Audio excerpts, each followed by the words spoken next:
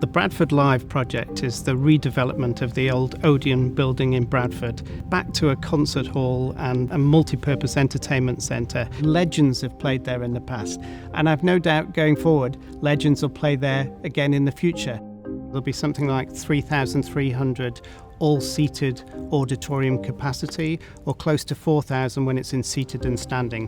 All new front of house, new catering areas, new merchandise areas, new hospitality areas. The net result of all that is that we create great experiences, whether that's concerts, whether that's theatre, whether it's comedy, maybe even a little bit of sport.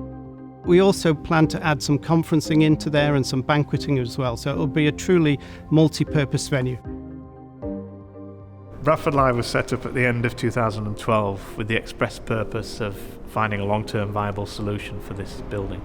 The future for this great building looked bleak, frankly. It was just being left to rot. And what I wanted to do was, by finding the right people, find a way of showing that, look, there could be a future for this building, a very good future, not only for the building itself, but also for the city of Bradford. From a historical point of view, this building is very, very important. The building opened in 1930 as the New Victoria. It was the first purpose-built cinema for talking pictures in Bradford. It was built with all the latest cinema innovations. It had a ballroom, it had a restaurant which were separate to the cinema and theatre. They were exclusive places for people to come to. It was just a very, very fancy place. In the 50s and 60s, when it was the Gormont, that's when a lot of pop groups, rock and roll artists came to the city, and they came to perform here because it was the largest indoor venue in the north of England. The Beatles came here. They came here 3 times. The Rolling Stones came here numerous times. I think the person that played here most was Cliff Richard, and he actually did speak very highly of Bradford audiences. He always remembered how receptive Bradford audiences were, and that's why he loved coming here.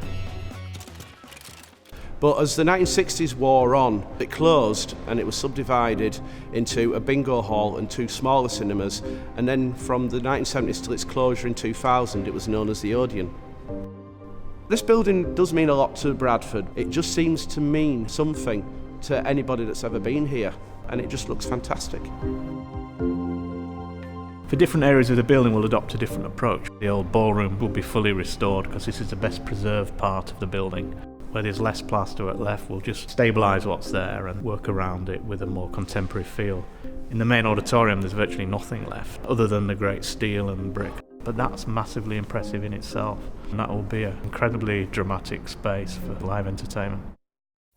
I think only probably NEC could properly tackle the challenges that this building has, because it's got such a wide range of experience.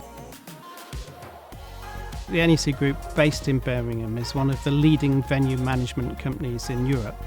We run the NEC exhibition halls, 180,000 square metres, 2 arenas, 2 convention centres. We have a ticketing company, we have a catering company, we have a hospitality arm.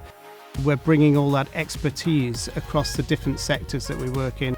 With 300,000 visitors, Bradford Live has economic impact for the region, for the restaurant, for the hotels and for the suppliers. It's also great for jobs, for skills development, for apprenticeships, and it's a part of a bigger regeneration play for Bradford itself. The momentum is already building, the brand work is developing, the website is developing. We're all really getting behind this. I did dream about one day seeing this work that's happening now, so to see it finally happening in reality is really quite special. We want this to be the best venue of its type, of its scale in the country. I think it's very exciting for Bradford that this is actually happening, because not only are we keeping a building that we're very fond of, it's also presenting Bradford with an opportunity to be placed back on the map from a musical point of view. It's going to be amazing to see live music here. I want to experience what generations before me experienced and still rave about today. Now, the opening, when will that be, is the obvious question. We just have to be conscious that we are redeveloping a building of quite some age, and we're bound to find 1 or 2 challenges on the way. So I don't want to be caught up in saying an exact date at this point, but what I can say is it'll definitely be worth the wait. It's about bringing this fantastic building back to life and making this a great venue for people of the region.